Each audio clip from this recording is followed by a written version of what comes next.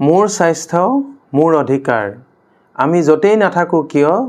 সুচিকিৎসা সকলোৰে প্ৰাপ্য এয়া হ'ল এবাৰ বিশ্ব স্বাস্থ্য দিৱসৰ বিষয়বস্তু নমস্কাৰ মই ডক্টৰ যদুনাথ বুঢ়াগোহাঁই আৰ্হি হস্পিটেলৰ হৈ এই বিশ্ব স্বাস্থ্য দিৱসৰ ওপৰত দুআষাৰ ক'ব বিচাৰিছোঁ আমি সকলোৱে জানো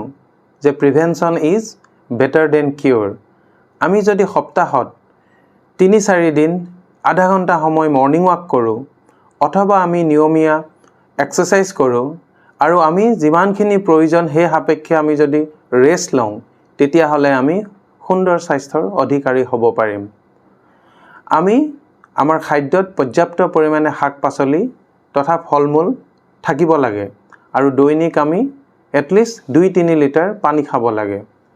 40 বছৰৰ ওপৰৰ ব্যক্তিসকলে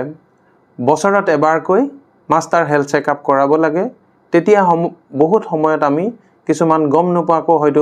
শৰীৰত অসুখ থাকিব পাৰে সেইখিনি বিষয়ে গম পাম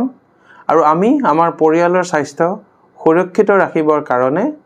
সকলোৱে হেল্থ ইনস্যুৰেন্স কৰাব লাগে ধন্যবাদ